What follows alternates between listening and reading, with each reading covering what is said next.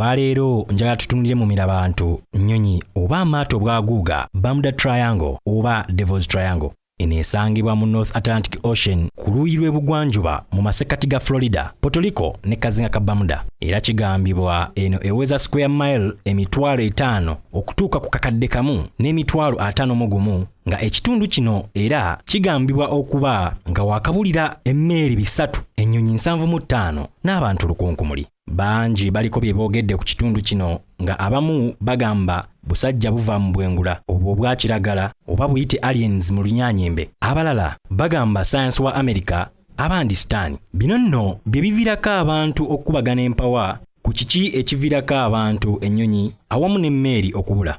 Okubula kw'ennyonyi ya America Mary Selassie nga 7 omwezi ogw'Okumu 1872 awamu n'omugoba waayo Captain Benjamin Braggs ne mukyala we wamu n'omwana waabwe era n'abantu 7 abaliko. Bano baali bava mu New York nga badda mu Genoa. Emmeeri y'Abangereza eyali emanyiddwa nga De Gracia ye yazuula Mary Selassie nga tekuli muntu n'omu okuggyako ekiso n'emmere eyali ey'okubatuusa mu myezi 6 awamu n'omwenge. Mu mwaka 1881 Ellen Austin azuula emmeeri mu mambuka ga Bermuda era yasooka kusindika basajja be, naye tebalina gwe baasangako wadde omu. Baagezaako okujja nayo, naye oluvannyuma lw'omubuyaga ogw'amaanyi emmeeri eyo yaddamu ne babulako omulundi ogwokubiri. Bw'otunula wansi mu mazzi ku nkulungo ya Bermuda Triangle oba ekifo kya sitaani ng'abamu bwe bakiyita, waliyo eggezeeserezo ly'Abamerika erimanyiddwa nga Atlantic Undersea Test and Evaluation Center, era nga litunudde mu kyetwandiise olulimi lwa Semayanja nga lukutte ku Andros Island. Olulimi kyetwandiise olukonko oluwanvu ennyo era luno ddwo lwawula New Providence ne Andros Island nga lukozesebwa okugezesa ebyokulwanyisa wamu n'ebiyita mu mazzi. Ekirala ekigambibwa okubuza emmeeri abantu wamu n'ennyonyi mu Bermuda Triangle ye methane gas eyazuulibwa wansi mu Semayanja okwetooloola ekitundu kya Bermuda Triangle oba ekifo kya sitaani ng'abamu bwe bakiyita. Methane gas ono asobolera ddala okukuma omuliro singa aba mungi, era nga bannasayansi bagamba nti kye kiyinza okuviirako ennyonyi, emmeeri n'abantu okubula.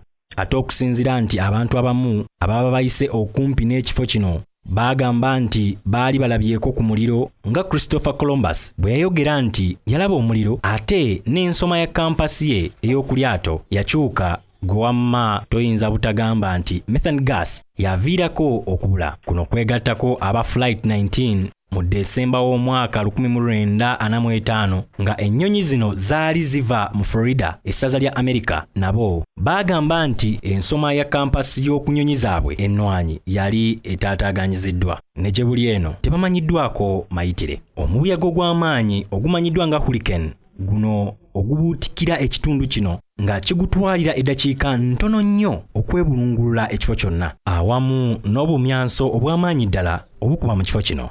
Ebimu ku biraga amaanyi g'ekifo kino agataganya kintu kyonna kuyitawo kwe kubula kw'ennyonyi Piper PA wano jjuuzi ly'abalamu nga 2 omwezi ogwa Ssebaseka omwaka 2005 nga kuno kwaliko abantu 3, wamu ne mu 2007 nga 10 omwezi ogwa 10 ennyonyi eyali emanyiddwa nga Mother Piper PA nayo yabulira okumpi ne Berry Island nga kuliko omugoba omu.